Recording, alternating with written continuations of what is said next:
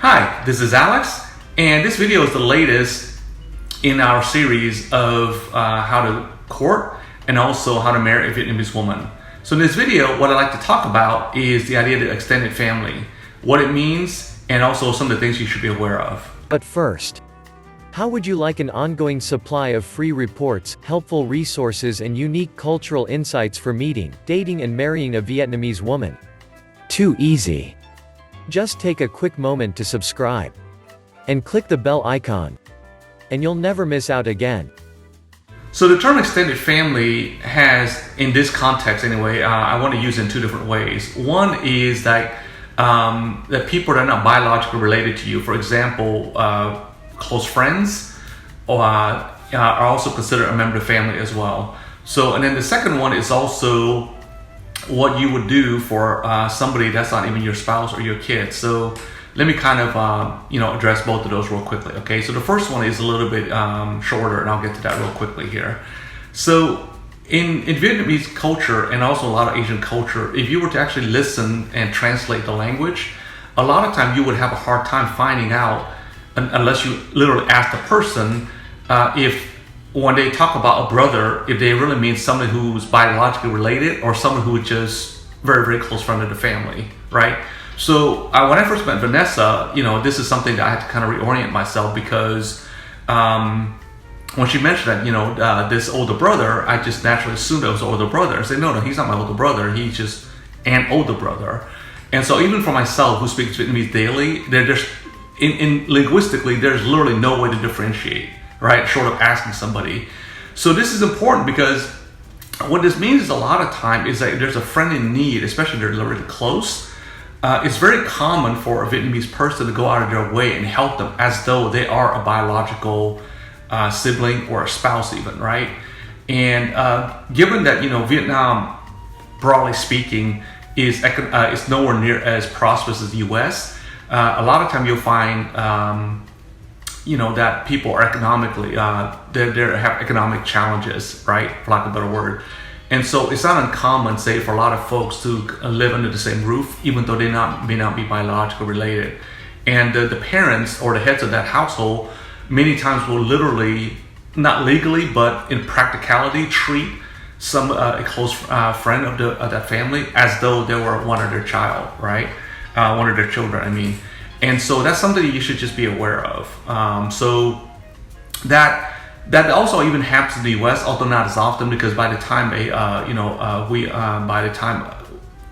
somebody immigrates over to the U.S., then of course economic conditions tend to improve a lot, right? And so again, it does happen in the U.S. here, but just not as often.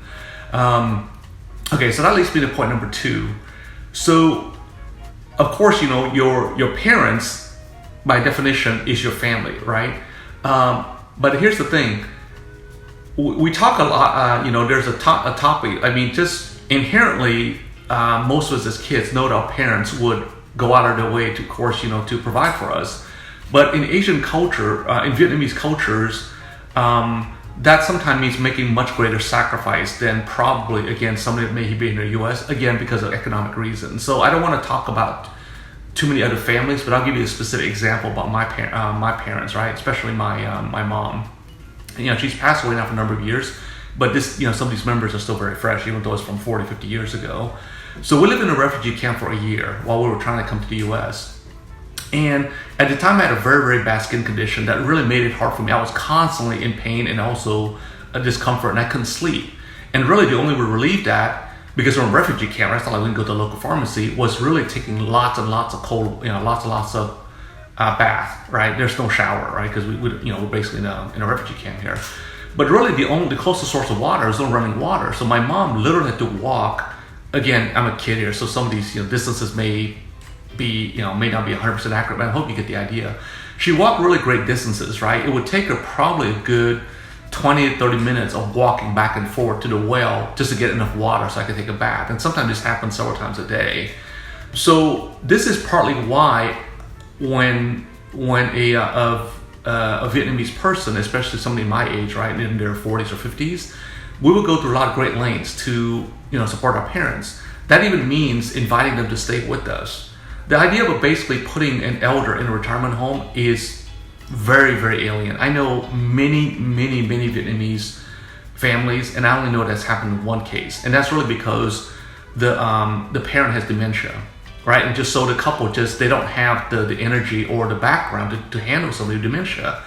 For example, my aunt has dementia, and my cousins, because they have a very large family, they will take different turns helping her. And so the idea of putting, somebody in a retirement home is completely, would never even cross their mind, right? Not in 100 years. So what does this mean for you? Well, if you're going to be marrying somebody or courting somebody that's probably in their 40s and 50s, it's likely their parents are going to be in their 60s and 70s, right? Or older. So what does that mean? Well, most likely they're going to be dealing with some of these issues I'm talking about, right? If they don't have dementia, it may mean they're infirm. It may mean that they're, they may need just help economically because they're not going to be in a position to work. It just may mean that they need, help with simple things that you take for granted when you have mobility. For example, just to take a shower, right? So, like for example, Vanessa, our mom, but Vanessa's mom, stayed with us for I think on and off for maybe 2.5 years, and it never occurred to us to basically not have her stay with us, right? In fact, I was the one who insisted, because I said, well, she lives in a very cold climate, right? We live in a fairly warm climate, so why not invite her to come down here, spend the fall and the winter with us. And so over multiple iterations, for lack of a better word, the combined time that she spent with us was probably going to happen 1.5 to 2 years. And it actually surprised Vanessa that I was willing to be this accommodating. For me, all I asked is, look, I work at home, and so I just need, a certain amount of space, but other than that, I'm fine with it, right? We have a big house. And so this, this happens a lot with Vietnamese families. And so if you're looking at marrying a Vietnamese woman, especially like say in their 40s and 50s, this is something you should be aware of. Now, depending on how open communicative she is, she may not come out and ask you this, even though deep down it's something she really, really, really wants. Because I've been with Vanessa long enough to know this. I knew that she wanted her mom to be close to us. Physically proximity, not like across the street, whatever, but basically be closer so that way in case anything happens, we can actually help her, right? Because she was having some, limited mobility issue. Everything is fine now, thank goodness. But, and there was times when she had trouble sleeping, right? So you can't really take care of somebody if they're like, 3 houses down even, right? Across the street. You have to be living under the same roof. And so that's just something that you want to be aware of. Most of the friends that I know that are interracial marriages, this is not an issue. I do know though some folks that this can be an issue. So really be honest with yourself and know that, again, even though this might be only happen 5-10% of the time, where the woman may ask you, say if it's okay for her parent or her parents to live with you, really be honest with yourself and see if it is or not. Because again, with many things I'm fairly easygoing, right? So it's not really that big a deal for me. But I do know some folks that will consider that really, really difficult because of the fact they need a certain amount of personal space, you see? And so this is something that you really want to know, especially if you already have kids, right? And because there may be an adjustment for them to have somebody that's much older, right? I use the idea of parents because most likely that's going to be the situation, because they're going to be, they're going to probably be the one that's most likely to have, physical challenges, right, as they get older. But it could even be like maybe one of her siblings. You see, that hasn't been the situation, for us. But I know some families that is dealing with that, or at least that accommodated that, right?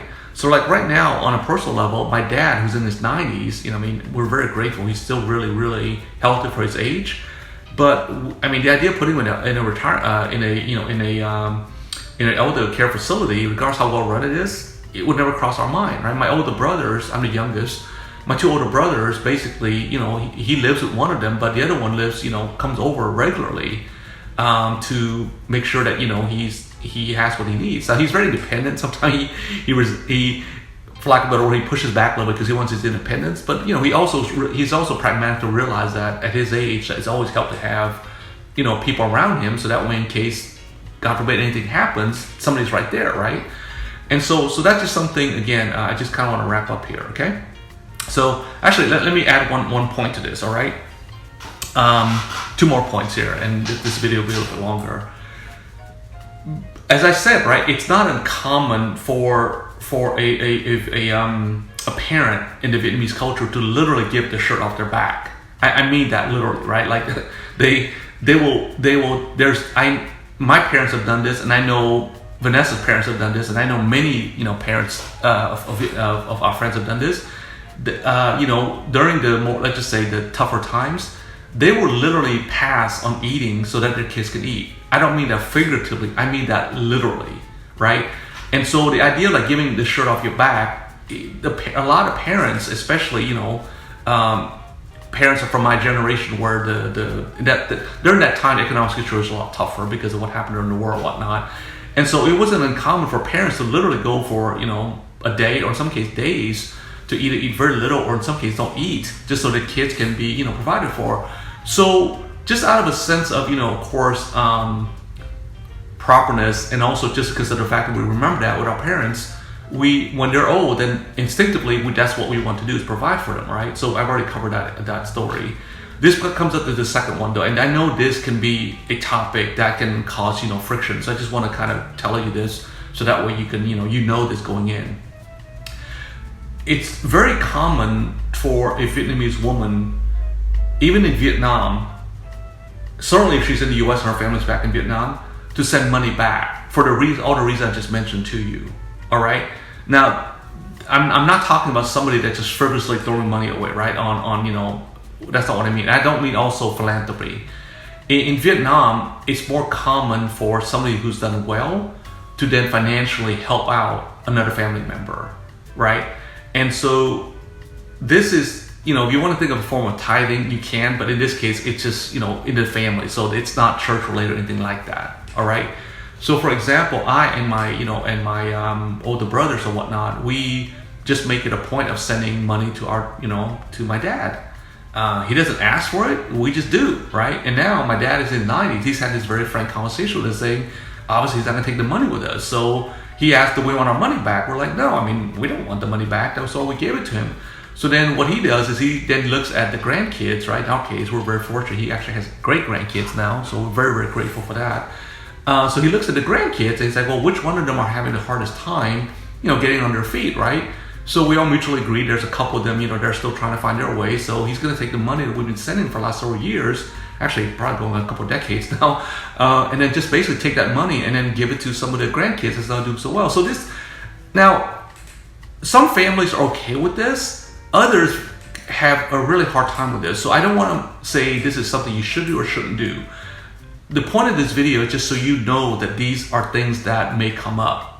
Notice I say may. I'm not going to go out and really say will, right? Even from Vietnamese families, this is handled differently.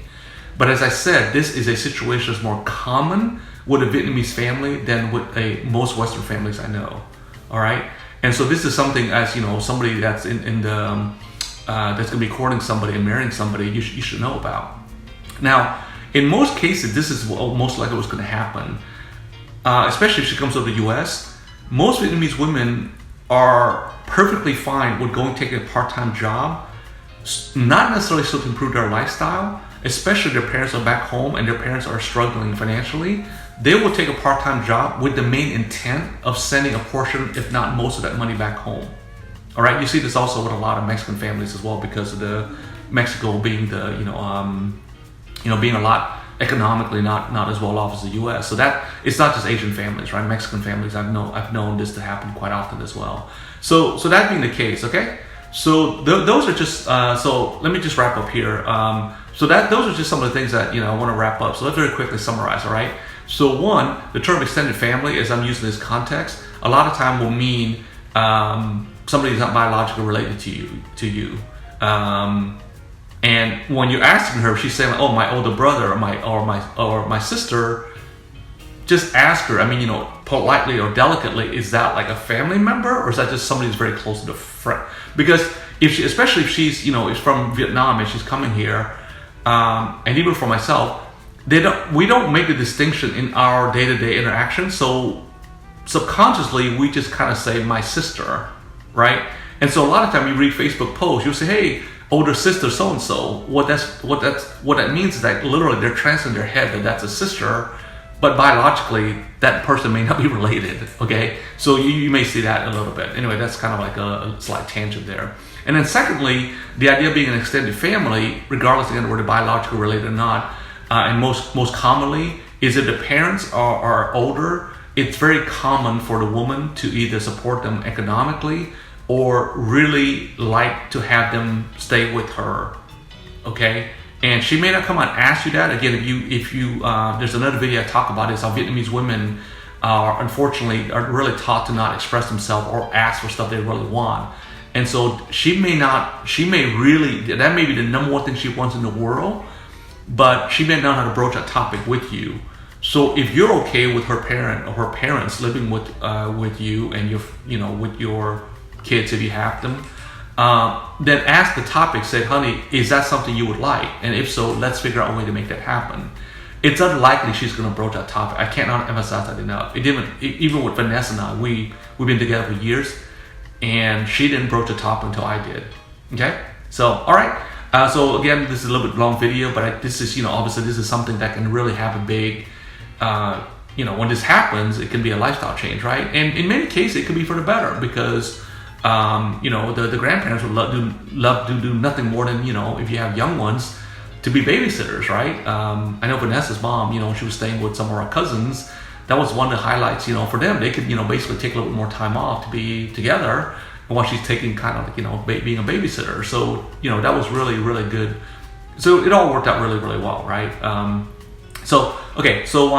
let me wrap up here. So as I said, this is another video in our series of how to court and marry a Vietnamese woman. And then if you like this video, please subscribe to our video. And there's a subscribe button somewhere on this page. I think there's a bell icon or something like that. All right. So again, my name is Alex. On behalf of Vanessa, myself, I appreciate you the time you spent with us here, and also the opportunity to share a little bit about our culture. All right. So again, if you like this video, please click or press or on the subscribe button somewhere on this page, and then we'll see you in the next video.